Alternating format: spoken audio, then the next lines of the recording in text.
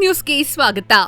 ಬೆಳಗಾವಿ ಸುವರ್ಣಸೌಧ ಮುಂಭಾಗದಲ್ಲಿ ಮಂಗಳವಾರ ಹಮ್ಮಿಕೊಳ್ಳಲಾಗಿದ್ದ ಕೂಡಲ ಸಂಗಮದ ಪ್ರಥಮ ಜಗದ್ಗುರು ಬಸವಜಯ ಮೃತ್ಯುಂಜಯ ಸ್ವಾಮೀಜಿ ಅವರ ನೇತೃತ್ವದಲ್ಲಿ 2A ಹಾಗೂ OBC ಮೀಸಲಾತಿ ಚಳುವಳಿಗಾರರ ಮೇಲೆ ಲಿಂಗಾಯತ ವಿರೋಧಿ ಮುಖ್ಯಮಂತ್ರಿ ಸಿದ್ದರಾಮಯ್ಯ ಹಾಗೂ ಎಡಿಜಿಪಿ ಪೊಲೀಸ್ ಅಧಿಕಾರಿ ಈತೇಂದ್ರರವರನ್ನ ವಜಾಗೊಳಿಸಬೇಕು ಎಂದು ಒತ್ತಾಯಿಸಿ ಮುಧೋಳದಲ್ಲಿ ಲಿಂಗಾಯತ ಪಂಚಮಸಾಲಿ ಸಮಾಜ ಪ್ರತಿಭಟನೆ ನಡೆಸಿದರು.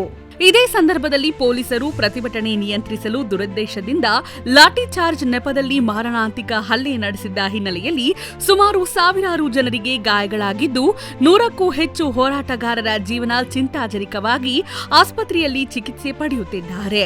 ಇದೇ ಸಂದರ್ಭದಲ್ಲಿ ಮುಧೋಳ್ ಪಂಚಮಸಾಲಿ ಸಮಾಜದ ಅಧ್ಯಕ್ಷರು ಹಾಗೂ ಸದಸ್ಯರು ತಹಸೀಲ್ದಾರ್ ಮುಧೋಳ್ ಇವರಿಗೆ ಮನವಿ ಪತ್ರ ಸಲ್ಲಿಸಿದ್ರು. ಇದೇ ಸಂದರ್ಭದಲ್ಲಿ ಮುಖ್ಯಮಂತ್ರಿಗಳು ಸಮಾಜದ ಹಾಗೂ ನಮ್ಮ ಜಗದ್ಗುರುಗಳ ಕ್ಷಮೆ ಕೇಳಬೇಕು ಎಂದು ಆಗ್ರಹಿಸಿದ್ದಾರೆ.